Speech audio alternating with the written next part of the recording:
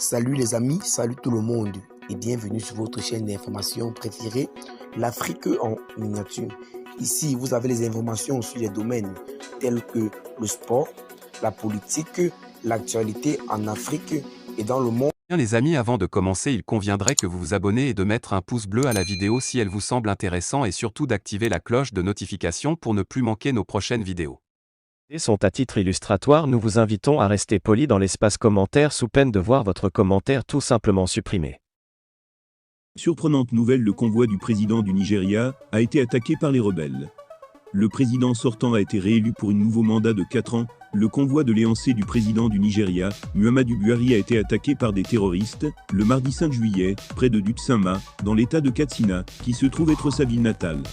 Mardi, des terroristes présumés, près de Dutsama, dans l'état de Katsina, ont tendu une embuscade au convoi de voitures transportant l'équipe avancée de la présidence composée d'agents de sécurité, de responsables du protocole et des médias, tuant 2 policiers dans le processus. Les responsables de la présidence se rendaient à Dora avant le voyage du président, Muhammadu Buhari, retraité, dans sa ville natale pour Salah. L'assistant spécial principal du président pour les médias et la publicité, Garba Shehu, a confirmé l'attaque dans un communiqué sans confirmer le nombre de victimes. Les terroristes auraient attaqué un convoi de voitures transportant l'équipe avancée d'agents de sécurité, de responsables du protocole et des médias avant le voyage du président Muhammadu Buhari à Dora pour la fête de Tabaski.